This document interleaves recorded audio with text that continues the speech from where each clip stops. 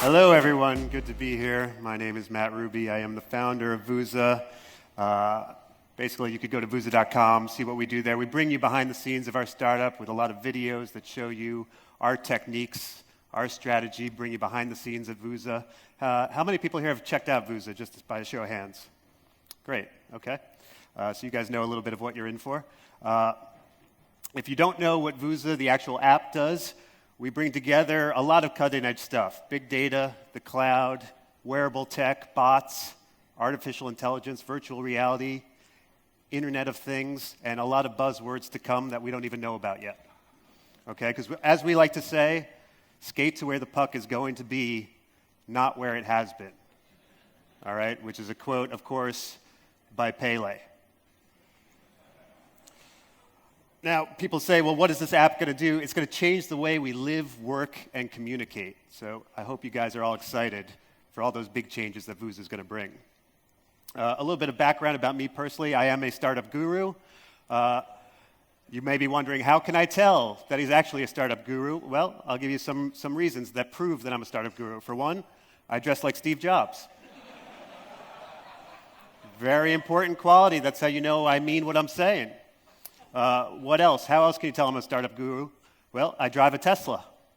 All right? I actually drove it up to the venue today. You may have seen it parked outside. There's me right in front of my Tesla. I hope you guys got a chance to sit in it while I was there. Also, to prove that I'm a startup guru, I got married in a forest. It's kind of a combination of Game of Thrones meets Lord of the Rings. It was a really memorable wedding. Of course, my wife did leave me a week later, but that's a different presentation. We don't have to get into that. I am a self-made millionaire and a serial entrepreneur. Self-made millionaire, I actually inherited $3 billion from my father, and there's $8 million left. So technically, I am a self-made millionaire. And I am a serial entrepreneur. Not a lot of people know about the other apps that I developed before Vooza, but they were big successes also. I did not actually develop Tinder, but I was inspired by Tinder to kind of make an online dating app that was different. I kind of saw this need out in the market, and so we made an online dating app for drones, which of course was called Dromance. You could swipe left, swipe right on the drones. People say, now was that for drone-on-drone dating or drone and human dating? And I say, we don't judge. It's kind of up to you. And in fact, we did have a lot of what I like to call cross-device engagement. This was a wedding of one of our customers. That's Caitlin there on the right. And then on the left, that's Samsung X2 3PJ. Very happy couple. I'm really proud that I got to bring them together. Another app that I developed, well, inspired by the Dalai Lama. We've read a lot about how meditation is important, how many wonderful changes you can get in your life if you meditate. But of course, if you're like me, you're too busy for that, right? I mean, who has time to spend, 20, 30 minutes a day meditating? I'm out there running a startup. I don't have time to do that, and you guys are probably the same way, which is the reason why I invented Guru, which is like Uber, but for meditation. So with a click of a button, you can hire someone to do your meditating for you. Yeah. Thank you. Thank you. Basically, you just push a button, then you can get the monk of your choice will come and start meditating for you. You can see how long it's going to take him to get from too much stress to enlightenment. Comes in really handy. Guru was a big success. Of course, there is surge pricing every once in a while, but hey, it's a stressful world we live in, So I'm proud of this quote. New York Times said, Guru is doing for meditation what Donald Trump has done for politics. And so that really moved me to see that kind of praise out there in the world. So what are we talking about today? I'm going to tell you the startup secret sauce, what we do, the secrets that we've learned, and how you can apply it to your app, to your startup, to your product. And I think we're going to learn some great stuff together, guys. I want to start off by talking about the 10x rule, which basically is if you want to be better than your competitors, it's not good to be a little bit better. You've got to be 10 times better than them to succeed. All right? That's kind of what you need to do. It's not just a little bit, 10 times better, 10 times faster, 10 times stronger. All those things, you need to be 10xing it. So that's the difference between a typical startup and a unicorn startup. You have your typical startup is just doing it the normal way. Maybe if you 10x it, you become a unicorn. But then I started asking, is there a next level? Can you 10x the 10x? A lot of people don't think that way. That's why I'm an innovator. Thought leader. So what do you have out there? You have your unicorns. Ho-hum. There's dozens of unicorns now. Are you really that special if you're a unicorn? That's why I've invented the next level of startup, which is a griffin. Now, Vooza has a lot in common with griffins because it's a mythical, magical beast that doesn't exist. Maybe like a lot of your apps out there, too. And of course, griffin, great animal, half lion, half eagle, can totally beat up a unicorn. Let's be honest. A griffin's going to beat up a unicorn every day of the week. So that's why we want to get into griffin territory. And again, you got to 10x the 10x, 100x. All right, so that's what I'm going to talk about today, how to 100x your startup. All right, so let's talk about it. How do you 100x? What do you do? Well, let's go through some different ways. We'll look at what some normal startups are doing, and then we'll look at the next level, how to become a griffin, how to 100x that startup technique.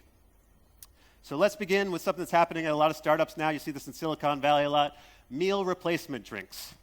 A lot of companies, maybe getting rid of the personal chef. Now they're using Soylent or different products where you can mix a drink and drink that instead of eating.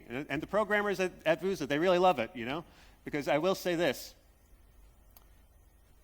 Once you have your hands on a knife and fork, they're not on a keyboard, right? Big problem with eating. That's why you just drink your food, then you can keep on typing, keep on programming, you never have to take a break. Okay, but there's a lot of startups out there doing that. How do we 100x it? What's the 100x version? Well, what we started doing at Vooza, all our programmers now have IV drips. Right? No more chewing, no more swallowing. Think of all the time saving. All right, we actually have taken a lot of our programmers, hooked them up to colostomy bags too. Now you don't even need to go to the bathroom. This is how you 100x your productivity and efficiency, okay? I highly recommend it. Next up, another thing that's big in Silicon Valley, LSD microdosing. Yeah, I don't know if you guys are familiar with this trend, really happening a lot. It enhances creativity, enhances productivity. Again, sounds good, but you know what? A lot of other startups out there already doing it. What's the 100x version? Well, you may know where this is going. I'll tell you how I start every morning at Vooza, a Long Island ayahuasca ceremony. Every morning we gather with a shaman. It's sort of our standing meeting in the morning. We all kind of just drink this cocktail. And you may be asking, what's in a Long Island ayahuasca? Well, it's actually an interesting cocktail. It's a blend of ayahuasca, LSD, magic mushrooms, peyote, ketamine, DMT, Molly, and of course bath salts. Don't forget the bath salts. It really adds a nice top note. And so then that's a great way to kick off the morning. I start off the morning, I drink that, I head into the office. At least I think it's the office. It might be a cave somewhere. I'm not really sure. But I tell you, the creativity that flows out of me during those moments, it is something special. Let's keep going. Wearable tech. That's something that's all the rage in the startup world, right? What do we usually see? Oh, I've got an Apple Watch. I've got a Fitbit. Ho-hum. Boring, right? What's the next level of wearable tech? How do we 100x it when it comes to wearable tech? Well, everything you wear needs to be wearable tech. Every item of clothing I'm wearing right now, wearable tech. I wake up in the morning, I have a sleep mask. I pull my sleep mask off, it starts brewing coffee. Yeah. I'm wearing socks right now. These are nicotine socks. Every time I see a photo of my ex-wife on Instagram, it injects me with nicotine. Comes in really handy. I see her with her MMA new boyfriend. I'm like, and then the nicotine comes. I don't need a cigarette. And then right here, right now, you guys can't hear this. I have a tooth filling that alerts me to iCal events, which is, okay, I got a conference call later. My tooth is letting me know this. So just every part of your body can actually alert you to events all the time. I got to tell you, I've never felt more alive. Never felt more alive than when I'm constantly vibrating. What else is going on in Silicon Valley? Well, some companies, they're paying college students to drop out. Paying college students to drop out, come work for them. Great idea, but I don't want to be a Me Too startup. How can I innovate here? How can I 100x? Well, I've been paying kids to drop out of nursery school. That's right. Some people say, ask the parents. I disrupt that model. Walked right into the nursery school, grabbed that kid, now he's a content creator. This is one of my top bloggers right here. She's generating 12 of those paintings every day. It's like a content factory, it's great. Next up, the Internet of Things. You've probably heard of IoT. It's really taking off, taking the world by storm, changing the way we work, changing our homes. And that's great. That helps. But again, how do we 100x this? All right, well, first let's take a look at what is Internet of Things. Maybe not everyone here is familiar. Here's some examples. A washing machine that knows when it's time to order more detergent. A printer that reorders its own ink. A can opener that talks to your light bulbs. Sometimes people are like, why would I need a can opener to talk to my light bulbs? Because it saves lives. Okay, people? So that's great. That's a basic kind of use, but how do we take it to the next level? How do we 100x it? Well, you got to start making smart everything. Everything in your office needs to be smart. This is our smart fridge at work. As you can see, it posts to social media. People love what our fridge tweets. They're like, how much ice is left? I got to check in. I got to find out, It tells you if it's going to rain, talks to the thermostat in the office, and it is also a baby monitor. Yeah. If there's a baby inside the fridge, it will tell you. Really valuable. I can't tell you how handy that has come in for us at the office. And then I guess there is a small problem. It doesn't actually keep food cold at all because we're running too many apps on it. But what I've done is I've come up with a solution. We have a smart fan that cools everything in the fridge. So we just put all the food in the conference room with a fan on it. But yeah, the smart fridge really been an invaluable... sorry, the fridge is calling me right now, sorry. Hey, what's up? I'm giving a presentation to a bunch of people. Yeah, we got the yogurt. I didn't know you wanted yogurt with fruit on the bottom. All right. No, I didn't authorize you to order 5 cartons of yogurt. No. I'm sorry I took that tone with you. Okay. No, I won't do it again. Okay. Yeah, there's a whole audience of... Okay, I love you too. Okay, I'll talk to you later. Smart fridge. Very needy, but hey, it is worth it. It is worth it. All right, let's keep going. What's coming up next?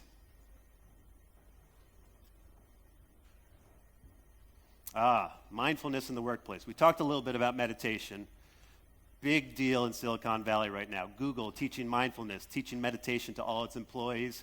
I'll tell you, it's got so much value because mindfulness and meditation is a great way to take all your employees and make them forget that they want to go on strike or quit or that they're working 120 hours a day. They'll be like, I don't want to work 120 hours a week. And then they take a meditation class. They're like, you know what? It's not so bad. Very valuable, of course. So I like to talk about some of my personal meditation heroes. Samurai used meditation to become more effective killers. So did kamikaze pilots. And those are 2 of my biggest business influences. A lot of times I'm like, how can I be more of a kamikaze pilot with my company? So that's the question. How do I 100x this meditation? How do I one-up Google? Well, I'll tell you. I live tweet my meditation. Every time I take a breath in, I tweet about it. Every time I take a breath out, I tweet about it. As I do a body scan, I go through my whole body. I let all my followers know about it. Because, what are we going to do? Meditate the same way they did like 1,000 years ago? No, let's update that stuff. All right? I got all this wisdom I'm gaining, all this enlightenment. I want it to go viral. All right? That's a key thing. And also what you can do is then bring this into the workplace. Because part of the challenge in the workplace, you want to be mindful, you want to be meditative, but also very cruel to your employees. How do you balance that? Well, the same way there's a conscious uncoupling in marriage, there's something I like to call mindful termination.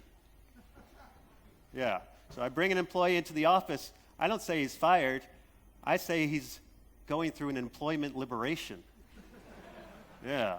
And then I tell him to inhale, and then exhale, and then inhale all his possessions into a cardboard box, and then exhale himself from the building, escorted by security. Really comes in handy, guys. I advise it. What else is happening in the startup world? Employees crying at their desks, right? You may have seen that big Amazon article that was at the New York Times. Quote from it, nearly every person I work with, I saw cry at their desk. Well, we all want the results that Amazon's getting, don't we? You know, even better. We want better. We want to 10x that. Well, I'll tell you what we've done at Vooza. We've installed a cry cam at every desk, and it's hooked up to a bell. So as soon as an employee starts crying, a bell rings out and the entire office can hear it, and then you get some great competition going between employees. People are like, oh, there's 3 people crying in the design department programming, you better pick it up, am I right? You know, you get that competition, the juice is flowing, it really comes in handy. So guys, I hope you've enjoyed these tips. I want to, tell you I'm available. Reach out to me via email. You can follow us on Twitter, Facebook. I hope these suggestions have been helpful. And of course, before I go, there's one more thing. You wear the turtleneck, you got to do one more thing. It's the law, right? So what's the other tip I can give you? Well,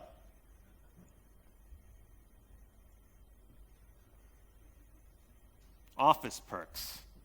Got to keep that office fun. You got to keep it lively. You want your employees to enjoy hanging out there. You want them to feel special, valuable. Well, let's look at what other startups are doing. What do we see? Dog-friendly offices. Bring your dog into work. Why not? That's fun. All right, lots of people out there doing that. What else are we seeing? Well, companies like Apple, Facebook, they're taking female employees and they're offering to freeze their eggs. Now you don't have to worry about having a kid right away. Freeze your eggs, come back to that later. Great office perk. So again, how do we 100x this? What is the 100x version? Well, I'll tell you what we started doing at Vooza. We offer to freeze your dog's eggs. That's right. Your dog does not have to worry about having a litter right now. Thank you. Thank you. Because I got to be honest, your dog can't afford to slow down right now. All right? Your dog has puppies, going to fall behind at the dog park. Going to be losing out to all the other dogs. You need your dog to excel. And along the same lines, I highly recommend a book, Lean In and Roll Over. Dogs Work and the Will to Lead, written by Rufus Sandberg. And please give this book to your dogs. They probably will just chew up the pages and spit it out, but that's fine. That's how you're supposed to read this book. So I really hope you guys have enjoyed this. Again, my name is Matt Ruby. Get in touch with me. We've also got a lot of videos at our startup site at Vooza.com. And that's all, folks.